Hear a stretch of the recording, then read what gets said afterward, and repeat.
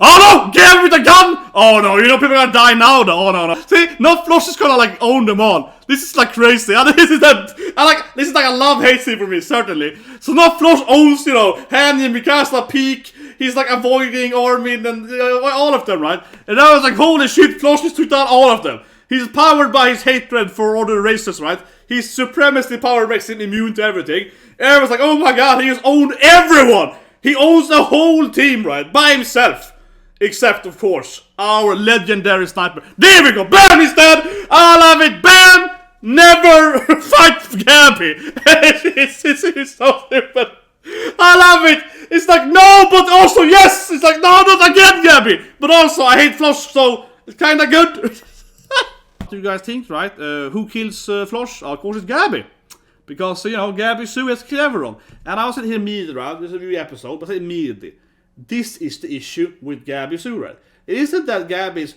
I mean, Gabi has more issues too, don't get me wrong. She's like, kind of forced character development, very fast, whatever so on. And etc. Right? She's very good at everything. Like, she's a master at aiming and sniping and flying and learning new abilities. It's a very Marley Sue character, right? But the big issue here, again, is what I've been saying for over a year, right? Is that every goddamn time some character has to die, it's an actual named character, like Sasha or whatever, right? Gabi gets the kill. That's the issue, right? That's the massive issue with Gabi. It isn't actually Gabi as a character could have been better or worse written in the actual, like, you know, in-universe storyline. That could have been better or worse or whatever. Doesn't actually matter in this context here. The real issue, the first issue of all, is that we know, right? We as the viewer know that who's gonna kill Flosh? Well, it's gonna be goddamn Gabi, right? Like, it's so obviously predictable. You see Flosh being like, woo woo woo, he owns everyone. Flosh is like, he owns Mikasa, Hanye, you know, PIECK. He's like, he owns everyone, right? He does this amazing, like, flipping a voice and shit, right? Shifters can't hit him and all this stuff, right? He's like a perfect, you know, like a perfect gameplay, right? And he perfectly avoids everyone, more or less. Because the score, but you know, like, oh, is that blah blah blah. And then Gabi is like, bam, kills it easily too. Like one shot, bam, he's dead, right? And that's the massive issue with Gabi. And not only that she's the only character allowed to basically get the kills, right? But also that we know it's gonna happen, right? Immediately when I see that scene, you have to be honest with me. When you see that scene of Flosh flying around, we all know that Gabi is gonna be the one to get the get the shot, right? You know, we know that Hanny is gonna miss as well, right? And that removes a lot of the drama and tension. Like, it removes that because we know that every other character, all these other named characters are gonna fail, right? We know that Mikasa is gonna fail, even though Mikasa is supposed to be this like godlike, super divine warrior, right? We know that she can't defeat Flosh. It has to be Gabi, because that is how he writes Gabi. Gabi is the only one to ever get the kills, right? They actually matters. Mikasa kills all these random nobodies, but they have no actual value, right? Like, it's like level 1 guy. Oh, yeah. But when it actually comes to the one guy that matters, Gabi has to do it, right? And that just removes the tension and the drama, really, from any other character, because we all know that, yeah, they can't do shit, right? Gabi is the only one with this, like, anti-plot armor. It's like I keep calling it. You have plot armor, right? And Gabi is written, as I keep saying, as a plot object, because he's written as the only character, basically, allowed to hurt other plot armor, right? She got an anti-plot armor, and that is why she's such a terrible character in the, like, an actual meta sense, right? Not in-game, in-universe, anime, manga, game, whatever, right? Book or whatever, but in the knowledge that we have outside reading the media, right? Because I guess what it really does, I would summarize it for, is that it removes the immersion, right? It removes the immersion because I know that Gabi is gonna be the killer every goddamn time. That means that I have the knowledge I'm reading something, I'm not immersed in it anymore. It really removes me from the storyline because I know that every other character has no actual value when it comes to, you know, deleting another character. I know that Gabi has to be the killer, and that really removes me from actually really caring about the scene, right? And it ruins the immersion, because you know that Gabi is always so forced into every goddamn scene, and also getting every goddamn kill, right? Yeah, her first rant immediately. No, but this is what I've been saying this for like over a year, right? That Gabi is terribly written, but just in this kind of context, because yeah, like, she's the one to get every goddamn kill, right? So if you go back here now, I'm going back to the first episode. So let's start with this thing, right? We have the Falco, we have all this character coming in, right? Falco. So Falco has just shifted, he's going into this like yaw Titan thing, right? He's gonna fight Floss or whatever. But Floss is gonna avoid the shit. Floss is like, I don't care about this thing. New shifter Titan, you know? He's gonna avoid this shit, right? And this is like arguably fine then, because yeah, he's a new shifter, he's a bad thing. I do like the detail on his body though, so that's interesting that Falco really isn't the yaw Titan anymore. I won't spoil it, but I mean, obviously he looks very different than the previous ones. It of course is never explained why he can do this thing and why he is much better yaw Titan than anyone else.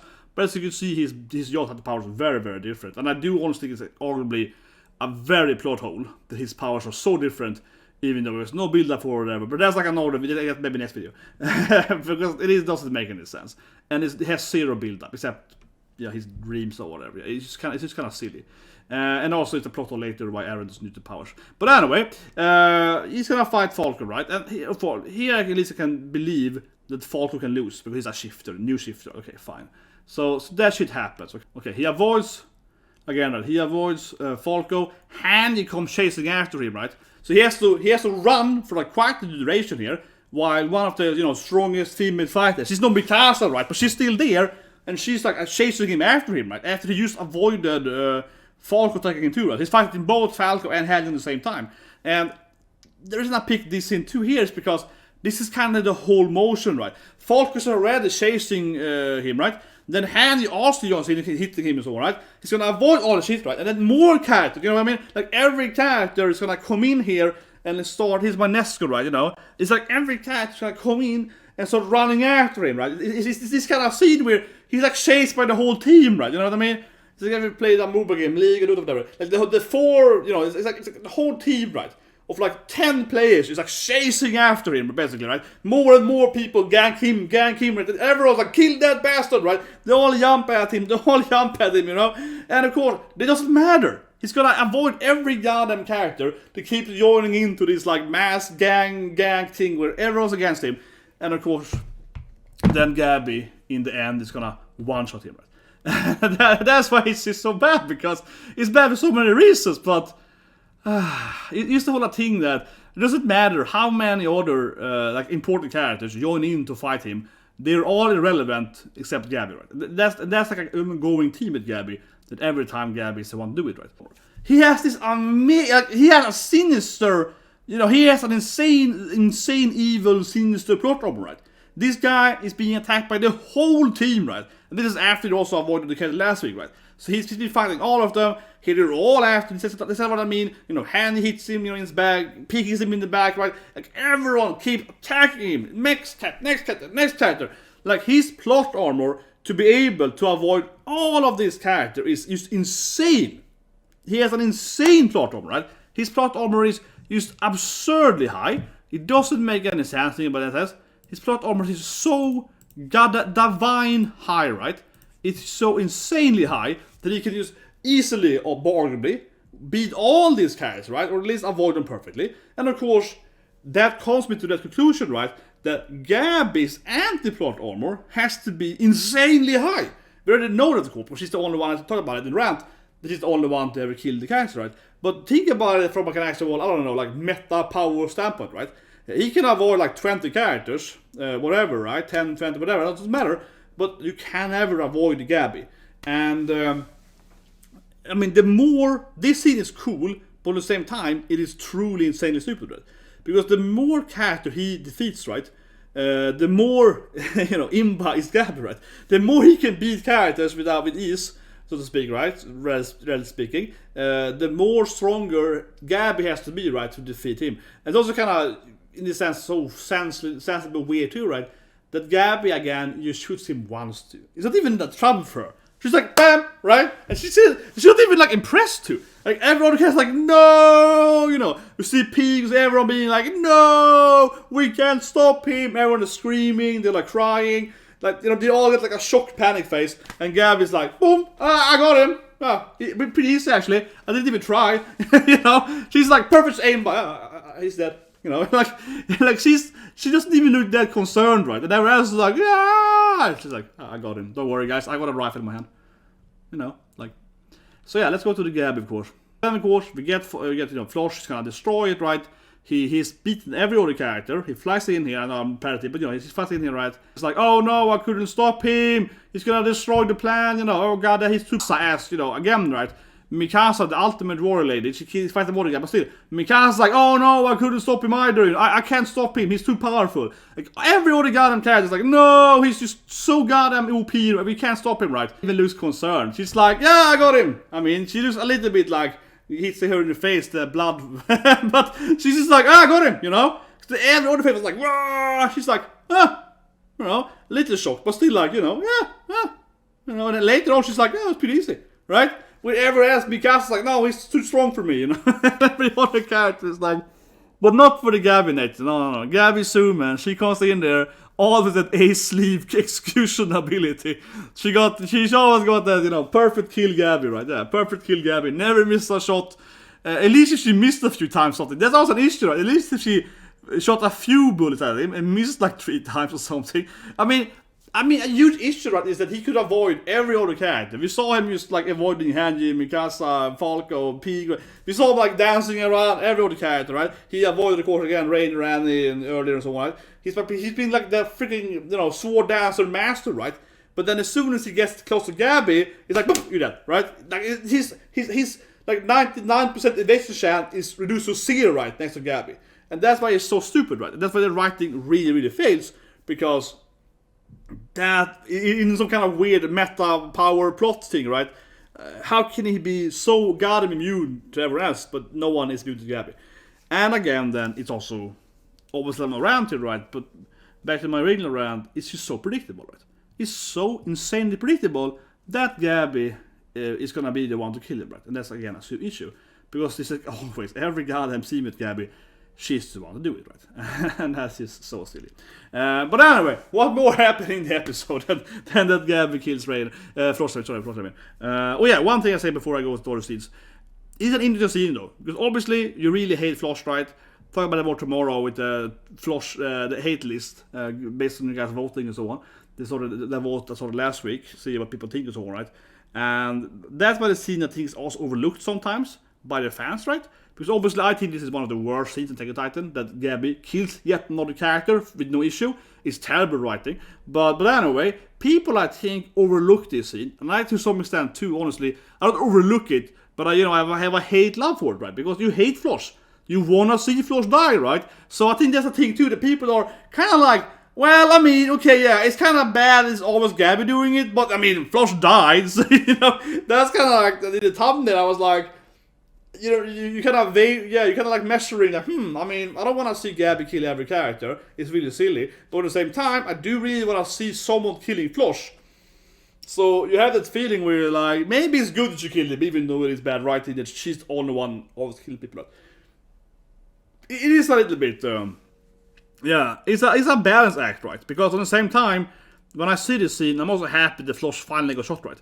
But he's a dislikable character, he's just a douchebag character. So yeah, it is a really like weird scene in that sense. Of course I wish that any other goddamn character could have done it, right? Why does it have to always be Gabi? That of course is the big issue. If it was Mikasa doing it or whatever, it would be so much better. Hanji, PIECK or someone. And that's also why I think the writing in this particular scene, right? It is truly terrible, because how can he not see that? He keeps using, or actually, arguably using purpose, right? That's even worse. But it's like, how can he not see that he uses Gabi for this way too much, right?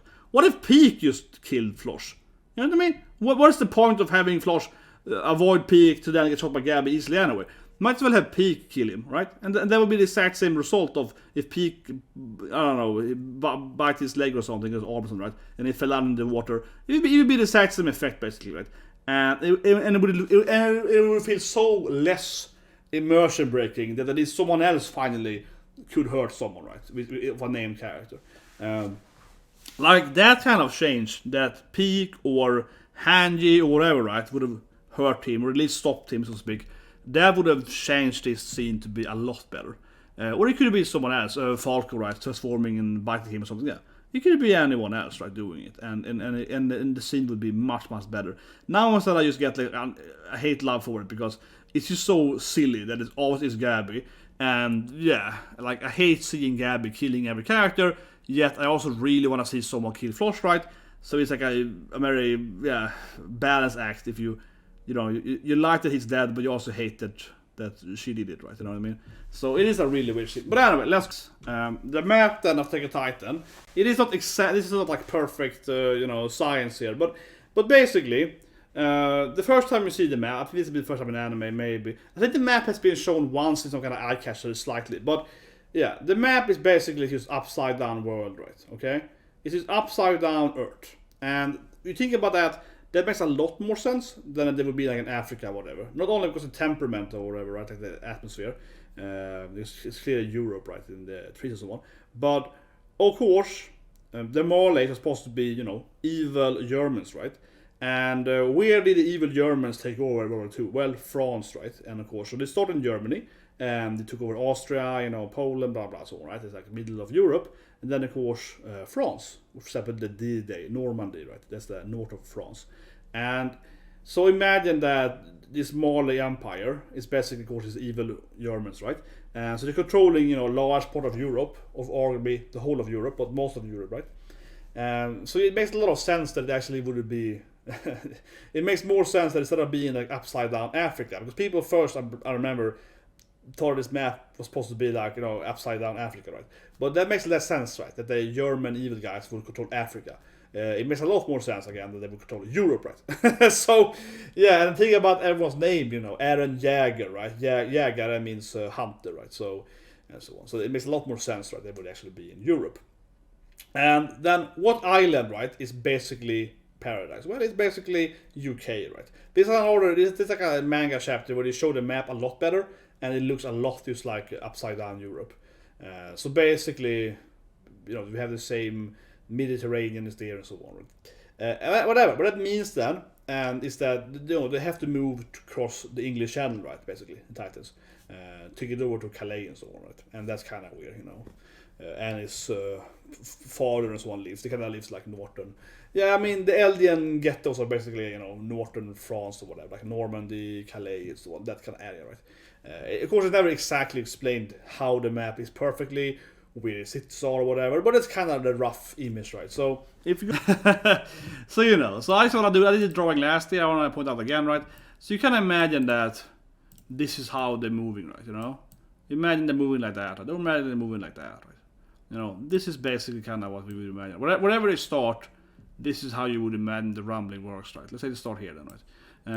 So this is kind of how the rumbling would act, right? They're moving in a circle, and obviously, the world is gonna expand, right? And they're gonna destroy everything, getting closer, right? And this is gonna be a plot hole later in the show, actually. So I put it out here that it doesn't make much sense actually how this acts, because of course, if you look at the world map, right, even if it's upside down or not, it's still kind of Earth world map, and the epicenter of the rumbling will still be the same thing, which of course means that the whole movement, right, when they're moving over here in the circle, they're gonna destroy countries, right? Of course, closest to where they start, the epicenter, and then it's gonna be safer and safer. So, for example, as I mentioned earlier, Mikasa's great grand aunt on the second cousin, whatever she is, right, the old lady, she's from Japan, right? Or whatever then that the Japanese empire is in this world, because remember that Japan had taken over a bit of China and so on, right? So Japan might be like this big or whatever, like it might be this big, right? Or actually it might be even bigger. Maybe Japan is like that, and this is never explained how big Japan is. But it might be like the blue circle, right? It's never really explained how big Japan is. But let's argue that it's something like this, right? The Japanese empire in this anime, because again, the Japan is somewhat in this like World War occupation power during this time, right? So it's something like this. So yeah, Japan is like super safe, right? Compared to the rest of the world, because even if it starts up there or whatever, up in north or south or whatever, the epicenter is kind of from there, and Japan, and obviously like Canada, whatever, is quite. I'm covering Canada here, Canada is like quite far away, right, from the center, right. So you're most safe there and so on. But and that's really important, right? Because think about it, when they take out these people and they take the aliens and they send them over to attack the paradise, right? It's actually a very short travel, right? It's like the English Channel distance, right? To pick them up and go and drop them there. So obviously the ghettos they live in, right? Annie and so on, is very, very close to actually paradise. And what I mean then, and I don't want to say the spoiler, but come on, it's kind of obvious that there is a weird thing with the whole storytelling here, because if the center actually moves that, which it actually does, right, and it's never explained in that other way, of course they would destroy those cities first, right? Yet they don't. So I think the rumbling should already arrived. And his parent, whatever, right? The parents should already been killed basically by the rumbling, because they live very close to where the rumbling starts, where it is obviously fine that like Japan isn't destroyed yet, because Japan is the furthest away, or like Australia, whatever. You know, but the other countries way over there, right? Of Oceania, whatever, they are the safest countries, right? Or like North America is the safest countries, or maybe South America. But you get a point. Like the edges of the world in those senses are the safest, where like Europe and Africa is the least safe, right? And yet it's like this, yeah. And I say it immediately, it doesn't make sense really that it takes so much time to get over to like Annie's father or whatever when he lives like in the next city, because like no matter where it starts in Europe or Africa, it's very close over those channels. It doesn't make much sense, right? They should have got it way earlier, and it's gonna get worse, honestly. And I say that without trying to spoil too much, but it really feels like, I don't know. For me, I mean, it's an objective plot hole how the rumbling doesn't make much sense how it's moving, and also how the rumbling destroys stuff in the world, yet doesn't destroy some places. Doesn't make any sense, right? Because again, the rumbling is moving in this kind of circle, right? And so they would destroy. It's kind of like how the whole Thanos snap thing also is really stupid in Marvel. So let me explain that just very briefly, right? So the Marvel snap thing, you know, with Thanos, and I feel like I spoiled that, right? Like a very famous movie. It doesn't make much sense, right, from an actual mathematical standpoint, because Thanos is like, if I snap and I kill 50% of every person, right, 50% of all life in the universe, like on Earth or whatever, you know, then I shield these things, all right. But the math on that thing doesn't make any sense, right? Because if you actually would right now snap your fingers and half of every human died, that would kill a lot more people. Think about that. I hated that in the movie, honestly, because I hate that in the Marvel movie. Obviously, I'm a Marvel fan, you know, I have a lot of Marvel stuff. I have all the Marvel paintings, Captain America, Avengers, all that. But that doesn't make any sense, because if you kill half of the population in a 1 second, right, in 1 millisecond, whatever, a lot more will die. First of all, everyone is like flying a plane ride, driving a car, and so on, gonna be an accident. So millions of people are gonna die just from the accidents, right? Like seriously, because if every driver dies in the same moment, it's gonna cause mass damage, right? Every plane's gonna crash, more not every plane, but most of them are crash, right? All the the Raider people are gonna, half of them are gonna die, and so on. So millions and millions of more life would immediately die, right? Because you just like snapped all the drivers away and so on, right? Massive chaos in that sense. And as we see in other the last man or whatever, right? If half people die, who's gonna work at the farm and make food and so on, right? So the whole Thanos thing has always been crap, because it's like, well, if you snap, you're gonna cause like this massive issue, right, where so much more people will die, right? So, and they actually never addressed that in the movie, which is really stupid. But probably I would argue for at least like 70% of people probably would die from Thanos killing 50%, like 20% more, probably at least 75 or so. Probably is the first years, right? Doesn't make any goddamn sense. I guess the one thing they have is to have food stored up, I suppose, but it's gonna be like a mass, destruction, right? And of course, another issue with the whole Thanos thing on a side of this, that just killing half of every life on every planet also makes no sense if some planets are, this easier at repopulation and blah blah and so on, right? Because they might fill that void easier. So it's a lot of issues with the Thanos snap shit. But without trying to spoil the Titan here, obviously Eren's plan has a lot of similar plot holes, which is like, but that doesn't make any sense. How did he achieve that with the rumbling or whatever? Now then, let's talk about I can't help myself. Like, oh no, the GABI. No, okay, let's leave me alone, This poor lady is like, oh no, please call me Mikasa, don't kill me, right? She's like, yeah, she looks really worried there. And the reason I pick up the scene, right? Of course, I mentioned it earlier. The reason I pick up the scene is because, of course, last episode, Connie, right, was really struggling killing this one guy. Where's the guy that Connie killed? This has seen kill a lot of people. Where is it? I'm trying to find the scene with Connie. Here it is. Yeah, like last episode, right? Connie was like struggling. Oh, I can't kill this LD and steal my friends or whatever. Maybe he knew those guys better, arguably. Fine. But still, I do find... Am I the only guy that find this scene kind of weird in a sense? Because last episode was like 10 minutes of Connie and Armin. Like, oh god, we can't just kill humans, we're Titan killers, shit, oh my god, the Jaegerists, we don't wanna betray them and so on, right? And then in this episode, Khan is like, bam, bam, bam, bam, bam, and this girl's like, oh, please don't kill me! Bam, bam, bam. He just murders like 20, 30 people, and Mikasa kills like 500 people. He just flies around in this blood crimson, right? Mikasa like dancing around, murdering the whole army, right? And Connie and Yin also kissed a lot of people. And am I the only guy that thinks this is like really terrible in a way? Like how it just goes from, oh, I don't want to kill these people, and then like, what is like 2-3 minutes later, he's massacring, he's just like, you're slaying them all. He's like, bam, bam, bam, right? He's like, he's like, when he started his murder rampage, everyone has to die now. Yeah, it's just, and this is what I mean, right? People love to defend this anime, or manga, I guess, saying that only the ending is bad or whatever. But no, this is like character assassination. Come on, am I the only guy? He just went from, I don't want to kill anyone that I have to kill, to just becoming like this mass murderer. He went Eren, yeah, he's up killing everyone. It's just like, no, this completely breaks happened last episode. I mean, I guess it's easier because now he started killing them, so he might well continue. Yeah, now it's like, whatever, I'm into it now. Yeah, he's like, I enjoy the murder, so now he's doing it. But it's like I guess you can argue he's snapped or something. I guess there's some argument you can make that he's snapping, or after killing one guy he can kill infinite now or something. Yeah, after your first murder it's easy or something. I suppose there is some leeway to it, but it just feels like so extreme how he does that. And Yin also got earlier, I was like, oh, I don't want to kill people. He's like sniping the left and right too, right? They're both like just killing half they're killing so many people now, yeah. And she's like, bam, bam, bam, bam, bam! I hate these people, yeah. Holy shit, right? She's really, come on, she's enjoying it. She's like, I will murder everyone. Yeah, this is like, Mikasa kills like hundreds of people by herself, right? She's like dancing in their blood. She's like a carnage scene, right? She's full on carnage Mikasa. And I never understood, genuinely, right, why people like Mikasa. Because the only thing she ever does is just killing people, yeah. The only thing she ever has a character is she's a strong female character. But I mean strong in the most literal sense, right? She's like a strong physical fighter. That's it, right? She's a goddamn killing machine. She's like murdering everyone here and is seemingly enjoying it. But mostly she's murdering all, right? All of the other characters. No, of course, no important characters, but she's killing like all the non-important characters with insanely ease, right?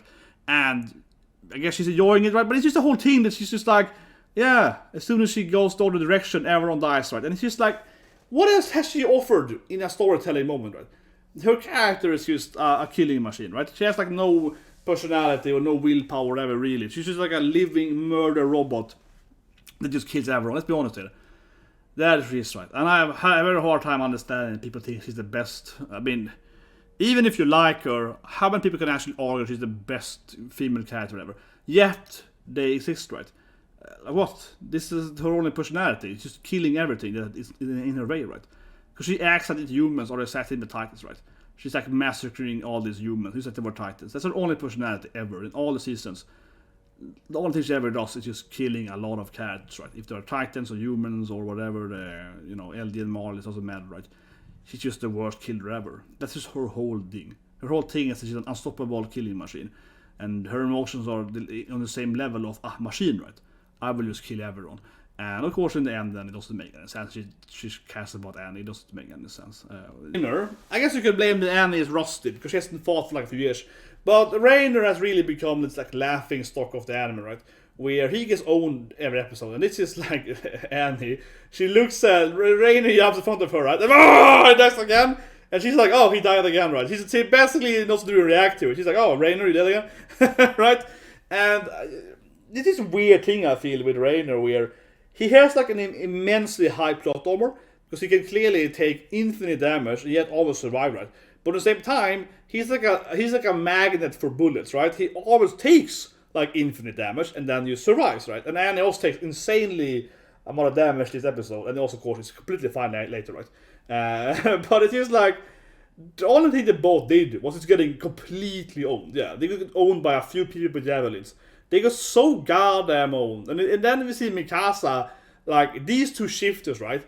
They killed like what? Like 4 or 5 people together, probably, yeah. They killed like 5 people together. And then Mikasa kills like 50 people in 1 minute by herself, right? It's just so silly how incredibly useless they are and how they've been so nerfed, right? And he's supposed to be this badass fighter, you know, almost as good as Mikasa in the normal form, right? Now she's back with the boob titan, and she just gets like demolished by these random nobodies. And Reiner, of course, always gets demolished by everyone because it's Reiner. He's just there to be a punching bag. He's just everyone's punching bag, right? And then Mikasa after this, just kills everyone, right? It's like, yeah, then Mikasa jumps in and she just murders, like, you know, all of them so easily, right? And these two shifters are like, and they stand there getting like stun locked forever, and it's just like, man. But I think it's an issue, seriously. Not an issue is how Reiner is ridiculous at punching bag, but I mean, just generally speaking, right? How, yeah, I feel they really nerfed the shifters too much. Like, it almost feels like it's pointless being a shifter, right? It's better being an Ackerman, I guess it always was, but it's like GABI has like more kills, right, than Annie and Reiner all together, yeah. Like, it just doesn't make any sense how incredibly bad they are in the actual wars. Like, it's starting to, because of course the technology has been improving, right, but it does feel like why did people fear the Titan? They're so bad, right? You almost get the feeling like, how can they be so useless, you know what I mean? Like, why would the Titans be mad? And I guess there was a plot point earlier that, oh, the technology is so good now, the Titans are shit, right? But it really feels that they're too shitty, that they're too bad. Like, it's just like, oh my god, they amounted to so incredibly little in this episode, after shifted last episode. They amounted to so little. And again, then how Mikasa especially is just so incredibly more threatening and effective than these two are together, right?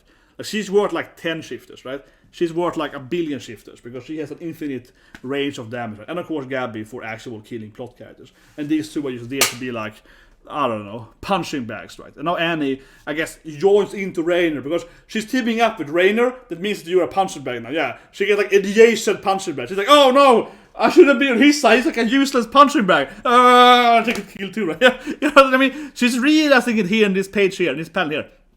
He's realizing it.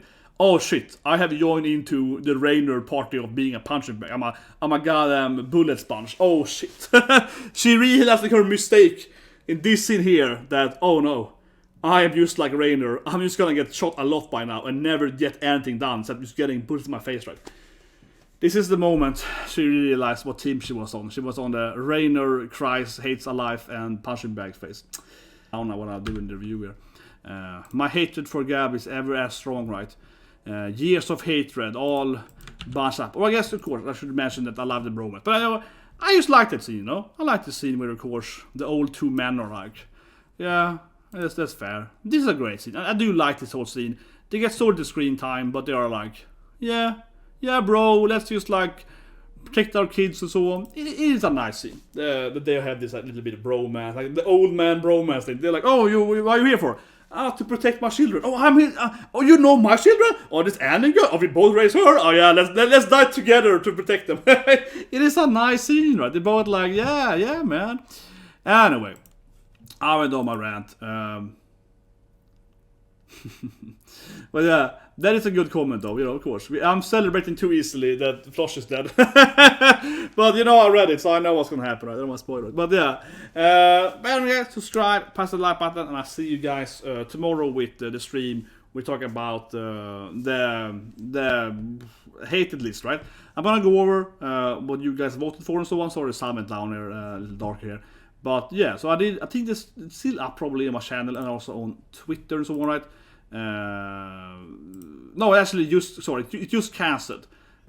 It just cancelled. We'll talk about it more tomorrow in the next stream. I'm talking about head character. But like I said, Flosh won, right? And followed by some other characters. But yeah, Flosh massively won. Talk about that tomorrow. Go over what people voted for. It just ended. Yeah, that's true. I did, of course, a 7-day pool, Twitter pool. Last episode ended. So yeah, Flosh won, and we'll talk about it more tomorrow. But I'm just looking at it now. I'm like, man, Flosh really won. Okay. Flosh is like, every other character together is like less hated than Flosh. he really won, okay? Like, Flosh is like if you take all the other votes, right, together, they're not as much as Flosh. So he's really hated. Holy shit, man. Like, every vote together on Twitter is less than the votes for Flosh, man. That guy is so hated. Holy shit, man. It is beautiful. He's so hated. But yeah, I don't want to spoil. I don't wanna spoil now.